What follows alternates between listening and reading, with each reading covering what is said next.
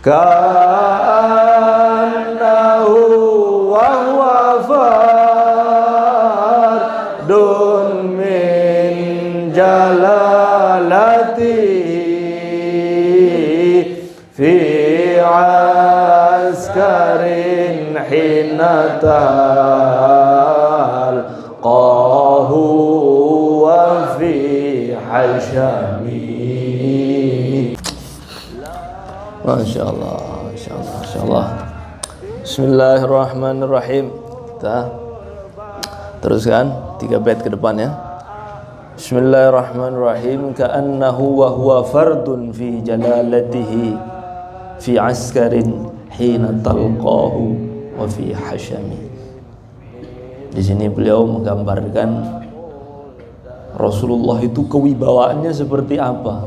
Maka di sini ka'annahu, seakan-akan sang nabi itu wahwa fardun, walaupun beliau itu sendirian, fi jalalatihi, namun karena saking wibawanya, saking agungnya, walaupun sendiri, tapi hina talqahu, ketika engkau berhadapan dengan beliau, engkau seakan-akan melihat beliau itu sedang berada fi askarin, di tengah pasukan besar, wa fi hashami, dan sedang dikelilingi oleh para pelayan-pelayan. Jadi antum bisa bayangkan nggak wibawanya orang, antum dipanggil oleh seorang raja. Seorang raja, rajanya itu pengawalnya itu bala tentaranya ratusan ribu di belakangnya itu, mengawal dengan persenjataan lengkap, duduk di atas singgasananya, terus dikelilingi oleh para pelayan-pelayan yang selalu siap menjalankan apa perintahnya. Kemudian kamu orang ayat biasa le pule potelu kono, ngino wis wong ngino pojok kono, atau mbale batur, pokoknya apa sangka itu apa? Jiwan, ya Allah, jiwan kono pelosok kuangsen. Terus berhadapan dengan sang raja yang sedang dikelilingi oleh ratusan ribu tentara, dikelilingi oleh pelayan-pelayan yang sedang membawa piring-piring, mengipasi, membawa hidang-hidang. Kira-kira koyo apa? Iso koyo joro-joro ngono ya gak bakal iso tenan iki. Ndingkluk enggak berani angkat kepala.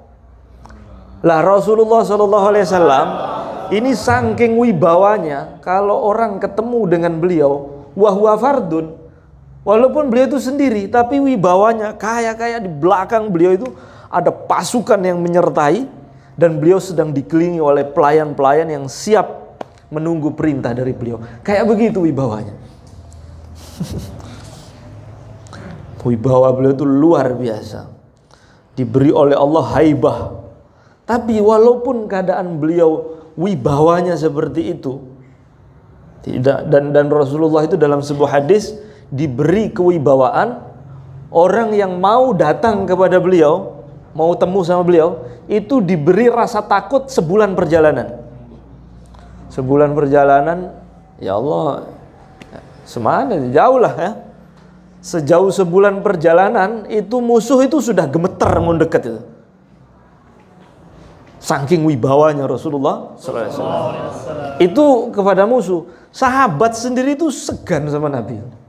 Ada seorang sahabat, namanya itu Bara' bin Azib. Bara' bin Azib mengatakan, saya mau ketemu Nabi, mau sowan, mau tanya. Itu setiap udah ketemu, lihat, dah nggak jadi, nanti aja. Itu sampai setahun itu baru berhasil. Saking wibawanya Kanjeng Nabi itu. Wibawa sekali. Bagaimana enggak wibawa ya pimpinan seluruh para nabi dan para rasul.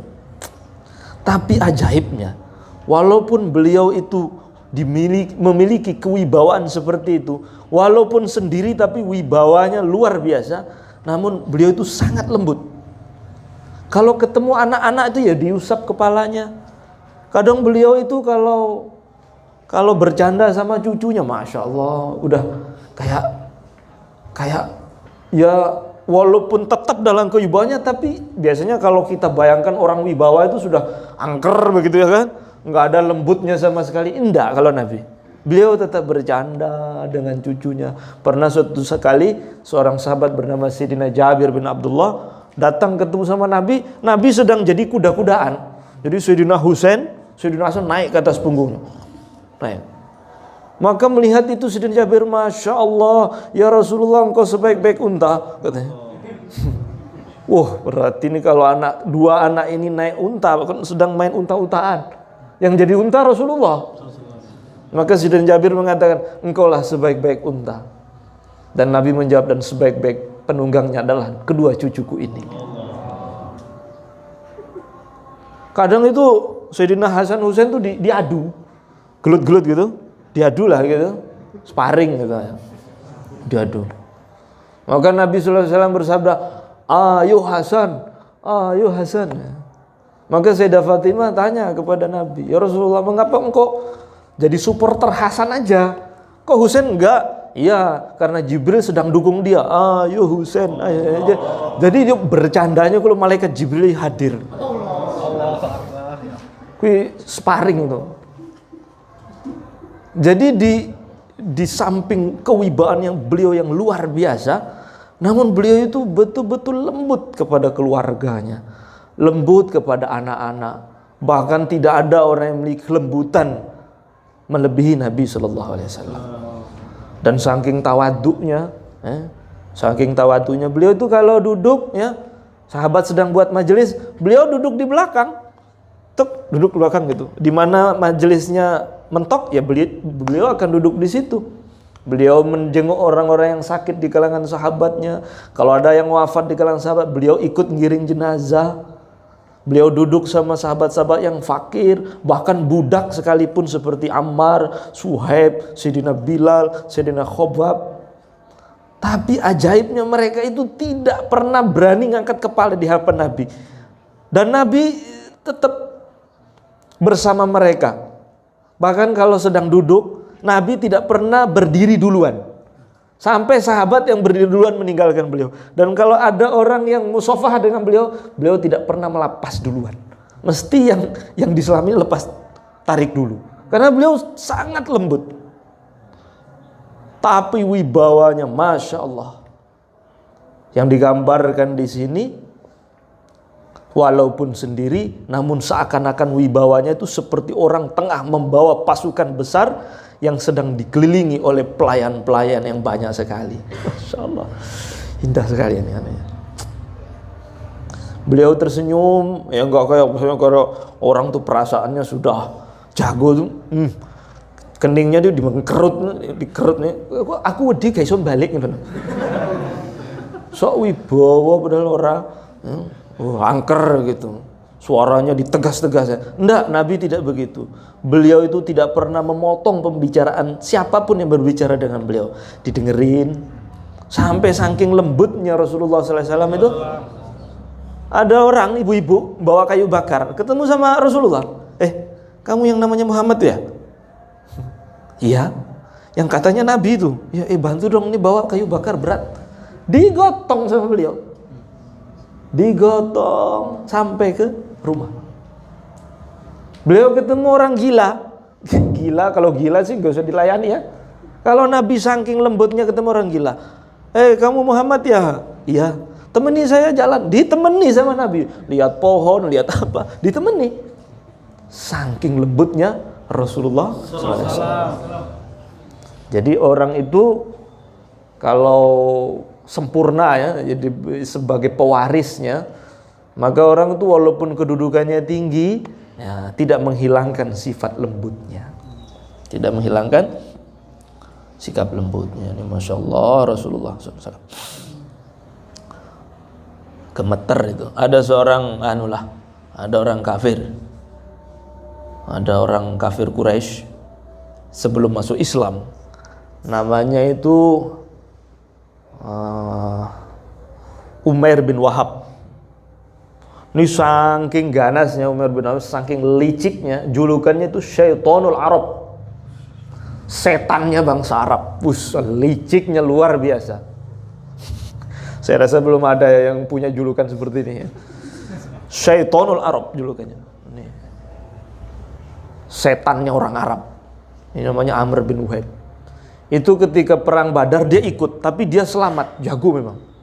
Lari, dia selamat. Akhirnya dia ngobrol itu sama Sofwan bin Umayyah bin Khalaf yang menyiksa Sayyidina Bilal itu, majikannya namanya Umayyah bin Khalaf. Punya anak namanya Sofwan bin Umayyah bin Khalaf. Ngobrol sama ini Amr bin Wahab ini. Kata Amr bin Wahab, coba kamu ikut perang Badar. Karena dia nggak ikut. Itu tokoh-tokoh kita tuh dibuang ke dalam sumur Badar itu. Terus kata Sofwan, kamu ya ikut, tapi saya walaupun gak ikut, tapi bapak saya korban. Dan yang lebih menyakitkan, yang bunuh budaknya dulu, Bilal itu yang bunuh tuh. Itu lebih menyakitkan saya. Walaupun saya gak hadir, tapi saya betul-betul tersakiti. Karena bapak saya yang bunuh tuh mantan budaknya. Terus Amr bilang begini, kalau bukan karena utang yang melilit saya dan tanggungan keluarga anak istri, saya akan balas itu kejadian di Badar. Saya akan berangkat ke Madinah, saya akan bunuh namanya Muhammad itu. Maka ditanggapi oleh Sofwan, beneran kamu omongan barusan? Beneran. Gimana kalau saya yang tanggung utang kamu dan anak istri kamu menjadi tanggungan saya, dan saya akan perlakukan seperti anak istri saya sendiri. Tapi kamu ucapanmu tadi sungguhan loh. Iya sungguhan. Jamin ya? Ya. Itu pembicaraan gak ada yang tahu. Itu ngobrol di Hijr Ismail dekat Ka'bah. Gak ada yang tahu. Hanya rahasia berdua. Rahasia ya? Iya rahasia. Benar. Akhirnya disiapkan perlengkapan. Berangkatlah Amr bin Wahab ini menuju Madinah. Sampai di Madinah, langsung menuju masjid bawa pedang. Ini saya nggak bisa bayangkan orang ini pemberaninya kayak apa. Karena dalam sebuah riwayat Nabi itu kewibawaannya Allah jadikan getar di hati musuh itu sejauh sebulan perjalanan. Ini kok bisa sampai Madinah kan?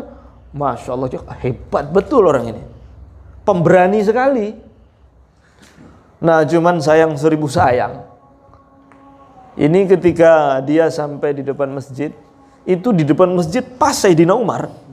Ketika Sayyidina Umar, oh ini kalau model begini yang datang mesti mau jahat ini. Ini julukannya Setonul Arab, setannya Arab. Ini nggak bisa dibiarkan. Kawal. Jadi turun dari unta dipegang kerahnya oleh Sayyidina Umar. Ngapain kamu kesini? Ha? Salah orang yang nyambut. Sayyidina Umar pegang kerahnya oleh Sayyidina. Kamu mesti kesini macam-macam kamu ini. Tiba-tiba dari arah belakang ada utusan. Hai Umar, ada perintah dari Nabi, suruh dia masuk. Jadi Nabi udah tahu. Ini bahaya. Digeret itu oleh Sayyidina Umar, nggak dilepas. Digeret sampai di depan Nabi. Sampai di depan Nabi apa kata Rasulullah? Umar, lepaskan. Orang ini bahaya Rasulullah, lepaskan. Setelah dilepas, Nabi mengatakan, mendekatlah hai Amr.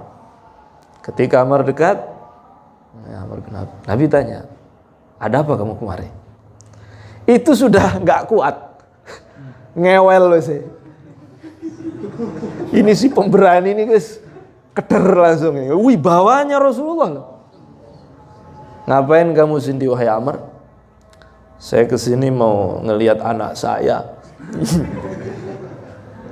Jadi dia punya anak namanya Wahab, itu ditawan sebagai tawanan perang Badar. Saya mau membebaskan anak saya Wahab. Oh, kamu mau melihat anak kamu Wahab? Iya. Kalau begitu kok kamu bawa pedang? Gitu. Ini orangnya cerdas ya. Maka dia mengatakan, pedang mah gak ada gunanya. Dulu kami di Badar juga itu juga bawa pedang, nyatanya kalah kok. Cerdas dia jawabnya. Nyatanya kalah kok. Oh gitu. Bukannya kamu datang ke sini karena kamu ngobrol tuh sama Sofwan di Hijr Ismail. Kamu bilang, kalau bukan karena utang, keluarga menjadi tanggungan, saya berangkat membunuh Muhammad itu. Terus Sofwan menyanggupi itu kan yang buat kamu ke sini. Maka langsung melilik matanya tuh. Demi Allah, tidak ada yang tahu pembicaraan saya dengan Sofwan kecuali hanya kami berdua. Dan yang tahu mesti itu Nabi. Asyhadu an la ilaha illallah wa asyhadu anna Muhammadar Rasulullah. Coba bayangkan ya. Jadi kelembutan Rasulullah itu luar biasa. Lembutnya cara memperlakukan musuhnya, dan seperti apa wibawanya ketika musuhnya melihat beliau ngewel, wis gak iso jujur. Saking wibawanya. Ka'annahu wa huwa fardun fi jalalatihi fi askarin hina talqahu wa fi hashami. Oh, indah betul ini syair ini. Masya Allah. Beliau ini lembut sekali. Kelembutannya luar biasa. Beliau pun ya selalu bersama ya. Kadang beliau tuh dipapak oleh seorang budak wanita, ketemu di jalan ya. Orang yang ketemu beliau kadang di jalan ya, yang ngomong cerita, dan beliau dengar kalau ada yang ingin menunaikan hajat dipapak di jalan. Ya Rasulullah begini. Ya beliau dengarkan. Tapi kalau kadang sudah duduk di majelis, semua sahabat itu seakan-akan ada burung yang bertengger di kepala. Ini maksudnya begini loh. Kalau antum mau nangkap seekor burung, ada burung perit, tahu burung perit? Antum tangkap nggak kena-kena, terus pas antum duduk, nah burungnya tuh tengger di kepala. Kira-kira antum kalau mau nangkap tuh kayak gimana? Kan pelan-pelan kayak begitu sahabat kalau sudah di depan Nabi, nggak bisa bergerak. Gitu. Seperti itu, saking wibawanya Rasulullah. Jadi semuanya tunduk, dingkluk gitu.